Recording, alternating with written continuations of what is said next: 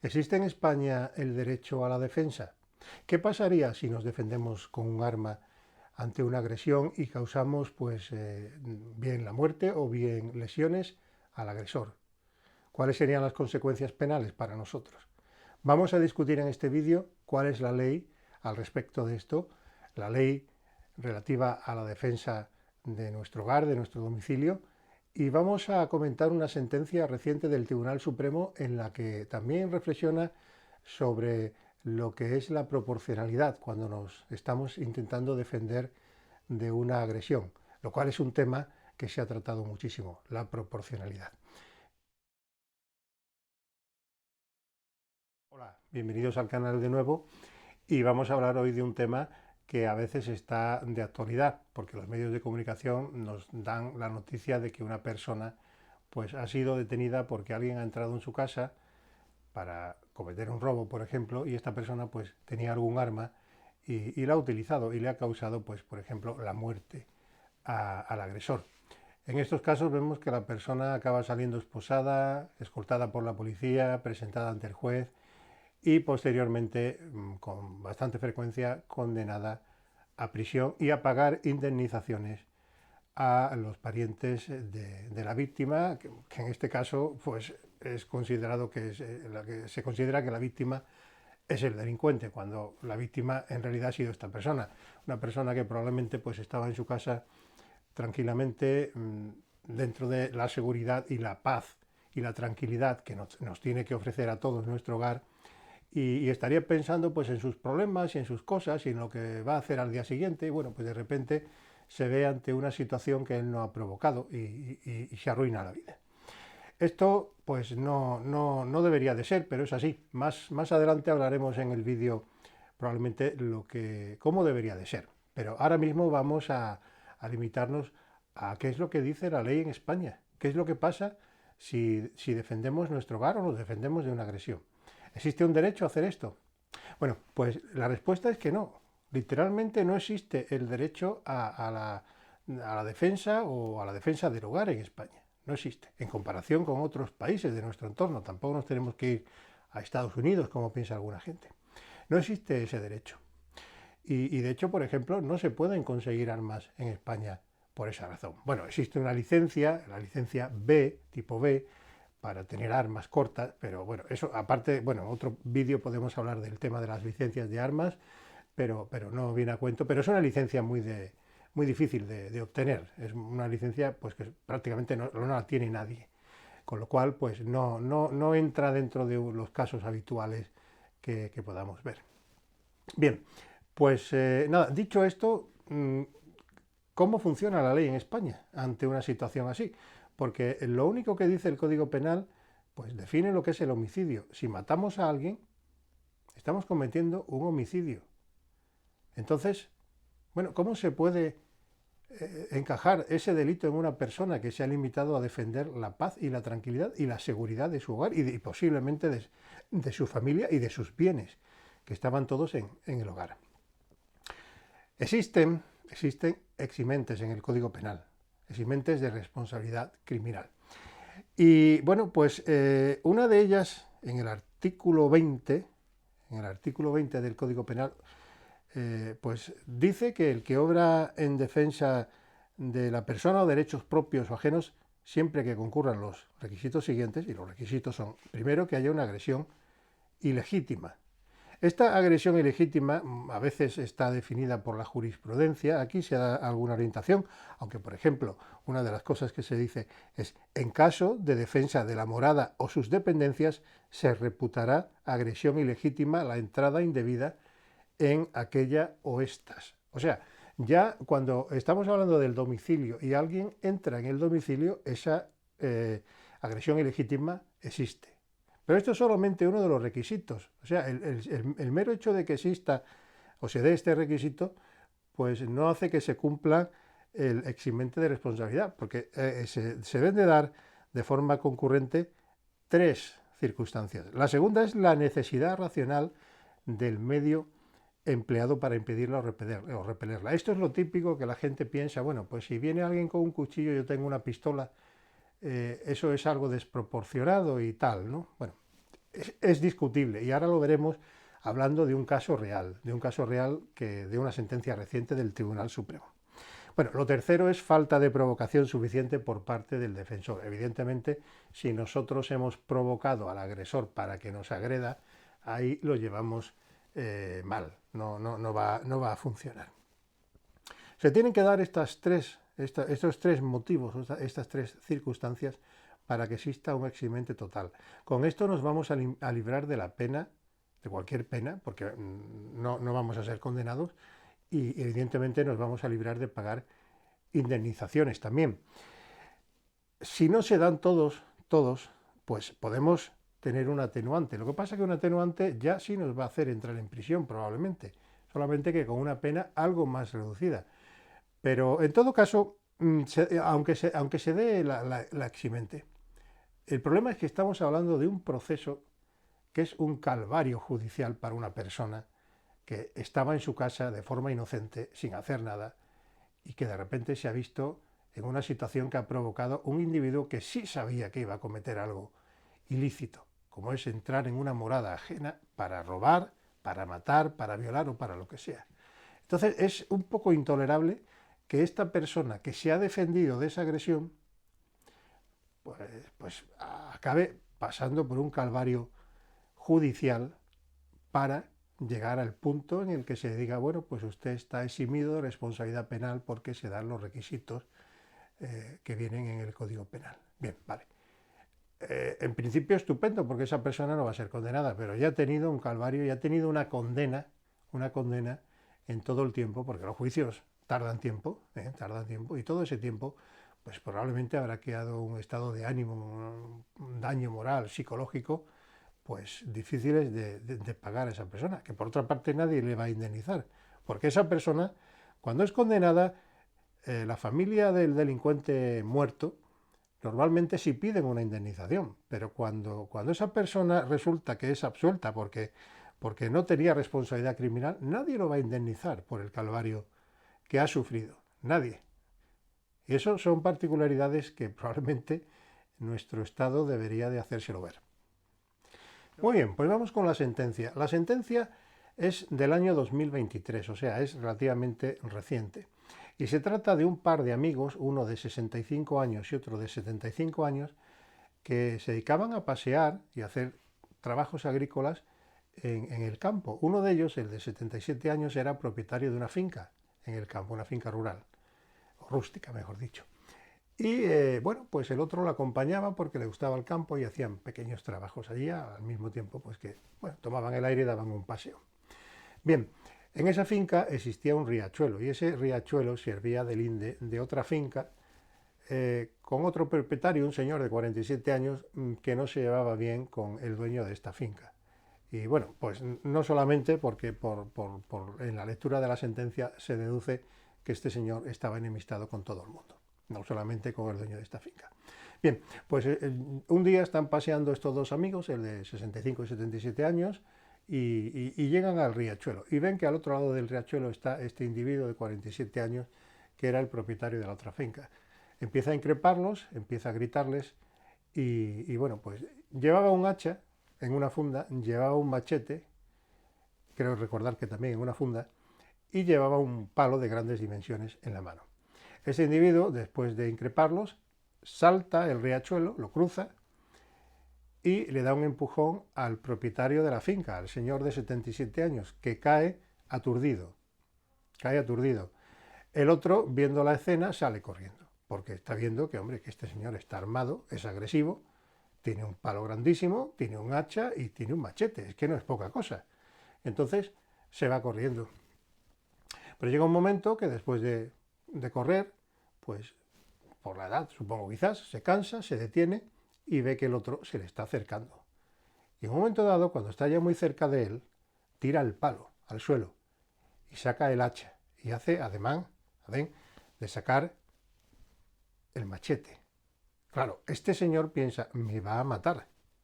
Y es que no es para menos. Había pegado un empujón a su amigo, lo había dejado sin sentido en el suelo y había corrido detrás de él sin conocerlo de nada, para nada. ¿Qué es lo que hace? Llevaba una pistola de 9 milímetros corto, la sacó y le disparó, le dio en la cabeza y lo mató. Bien, ¿existe aquí legítima defensa? Es una buena pregunta, ¿verdad? Pues no está tan claro, por lo menos para algunos jueces o tribunales. El caso llegó a la Audiencia Provincial de Granada. Y este hombre fue condenado por un delito de homicidio y por un delito de tenencia ilícita de armas. El delito de tenencia ilícita de armas, pues digamos que es correcto porque no tenía licencia de armas. Pero el de homicidio, bueno, pues se trata de simplemente porque mató a este hombre que quizás lo iba a matar a él, no lo sabemos, nunca lo sabremos porque el hombre murió, pero es que la actuación, o sea, un señor con un hacha, un machete, va a sacar el machete, tira el palo, o sea, es que lo que hace es tirar el palo, que ya de por sí es un arma, para coger armas incluso con más peligrosas. Un machete evidentemente es más peligroso, un hacha. Y lo que hace es cambiar el arma, cambiar el palo por el hacha o por el machete, para aparentemente agredir a este señor de 65 años. El otro tenía 47 y quizás estaba más ágil y era más fuerte. Bien, pues el señor de 65 años, por defenderse, fue condenado. Y fue condenado pues a una pena de 8 años y 6 meses de prisión. 8 años y 6 meses, que no es poca cosa. Pero es que no solo eso. No solo eso. Esta es la parte quizás que más indignación puede causar a cualquiera que lea la sentencia. Para el hijo del fallecido, el condenado debería de pagar una indemnización de 63.000 euros. Para la compañera sentimental debía de pagar otra indemnización de 63.000 euros. Para los padres, es decir, para el padre y para la madre del fallecido, debía de pagar 42.000 euros a cada uno. Y para 7 hermanos que tenía el fallecido, debía de abonar 17.000 euros a cada hermano. Estamos hablando de más de 300.000 euros. Estos son los hechos y esta fue la condena de instancia, la condena de la Audiencia Provincial de Granada.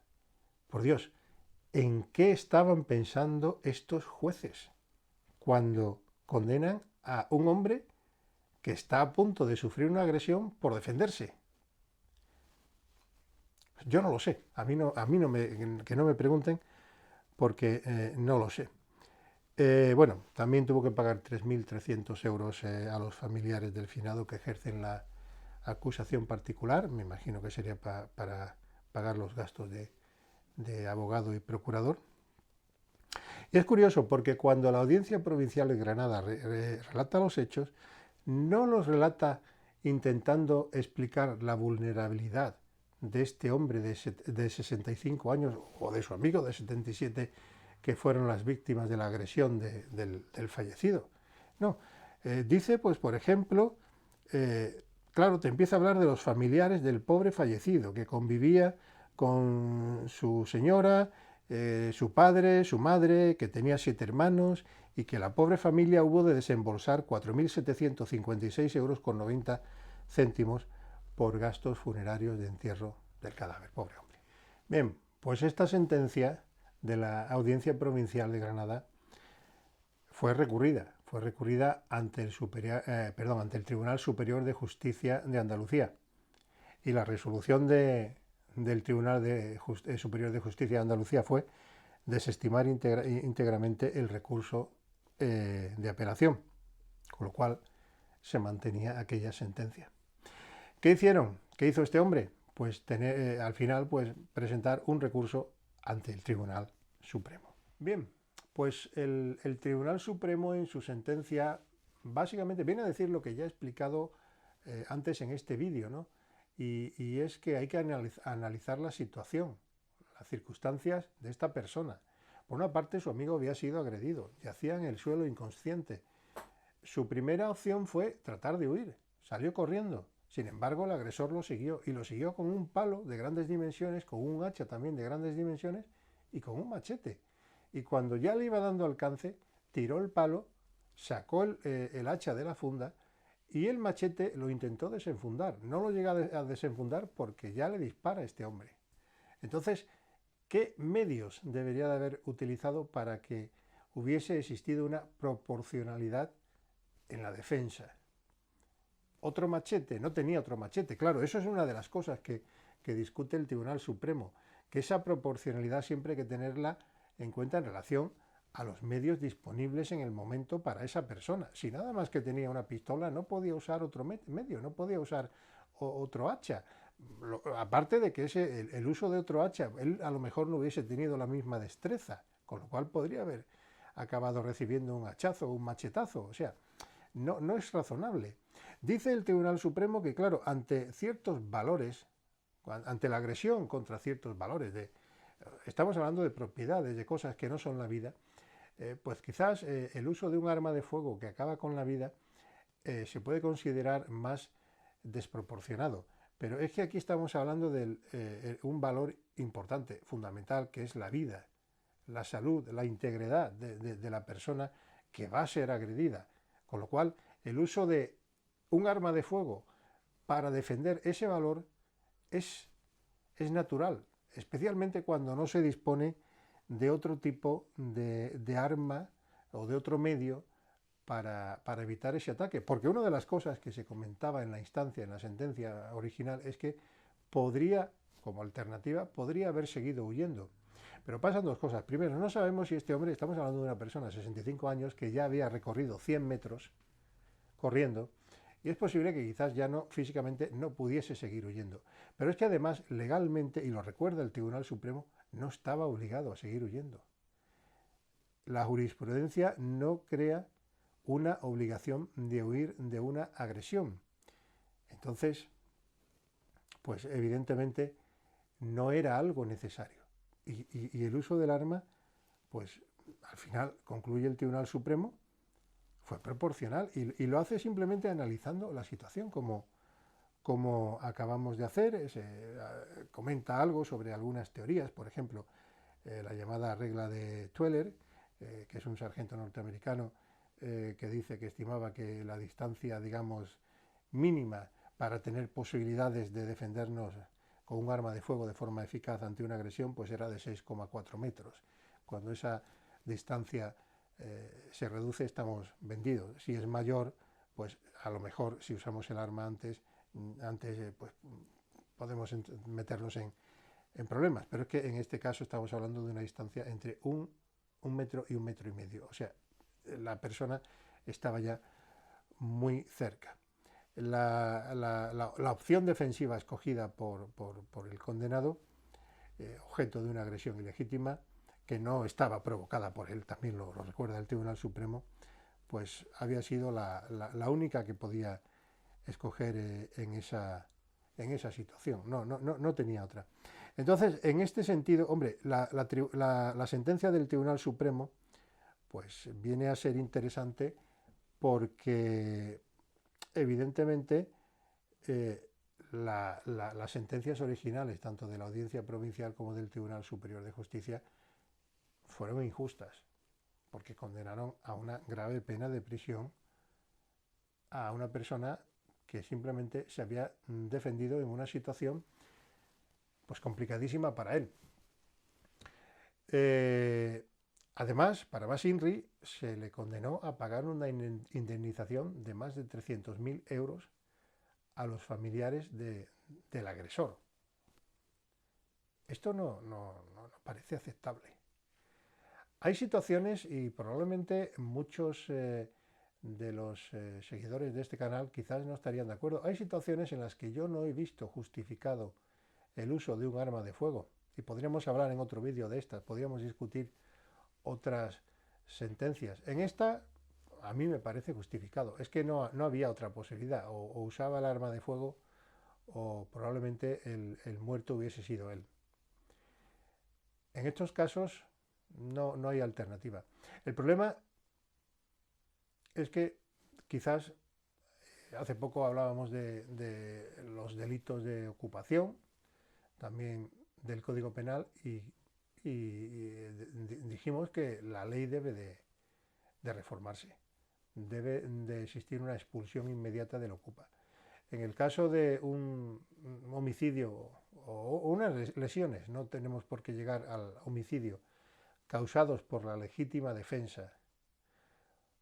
Y legítima defensa es algo que habría que definir mejor, porque tampoco podemos, con la cuestión de la proporcionalidad, tampoco podemos poner demasiado complicado a la persona que ejerce la legítima defensa, porque al final se crea inseguridad jurídica. Es el problema que tiene la policía cuando no quiere utilizar sus armas, porque no saben qué va a pasar, porque ni siquiera ellos mismos saben si van a estar amparados por la ley en el uso del arma.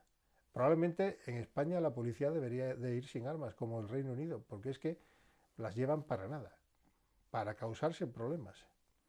Mientras no se cree una ley que regule esto y que especifique claramente cuáles son las situaciones de legítima defensa, vamos muy mal, vamos muy mal. Esto hay que cambiarlo. Lo que pasa es que también tenemos unos políticos que están interesados, ya lo hemos hablado en otros vídeos, en cambiar otras leyes que les favorecen a ellos, que les favorecen pues tanto en algunos presuntos delitos que cometen como para obtener apoyo parlamentario por parte de personas que antes eran delincuentes y ahora pues son respetables ciudadanos porque los delitos que cometieron pues los políticos, el gobierno los ha barrido del Código Penal. Esto es lo que tenemos, este es el país que nos hemos dado. No podemos pedir otra cosa. Mientras vivamos aquí nos tenemos que atener a esto. Pero si tenemos que escribir una lista de deseos, sin duda, el tema de la legítima defensa en España cabe reformarlo, especialmente cuando se trata de legítima defensa dentro del hogar, porque el hogar, como dice la Constitución, es inviolable, el domicilio es inviolable. Y si es inviolable, pues esto debe tener unas consecuencias para cualquiera que intente acceder a nuestro domicilio. No podemos entrar en... Es que es muy difícil, como pasa con el tema de la ocupación, aquí habría que hablar con una persona que lo haya sufrido. Yo conozco personas que han sufrido robos en su casa. Estoy hablando de robos cuando no estaban allí. Y la sensación es muy desagradable, porque te das cuenta de lo vulnerable que eres. Y cuando estás allí, que también he conocido a gente que le han robado mientras dormían en su casa. ¿Qué hubiese pasado si alguien se hubiese levantado y hubiese tenido un arma? Debe de existir un derecho a defenderse en estos casos. Y no estoy hablando de un derecho a hacer lo que nos dé la gana. O sea, por ejemplo, tampoco es de recibo el que cuando está huyendo el ladrón le dispara por la espalda. No es eso. Pero si ves a un ladrón y le das el alto y el ladrón se dirige hacia ti, no puedes empezar a pensar, a ver, este tiene armas, no tiene armas, qué intenciones trae, qué intenciones no trae. Tienes que poder defenderte, no solo a ti, lo más importante, a tu propia familia. Y esto pues habría que cambiarlo. En fin, creo que es un tema que no cabe añadir nada más. Muchas gracias por haber estado ahí. Dale a un me gusta si te ha gustado, suscríbete al canal y nos veremos pronto en un nuevo vídeo.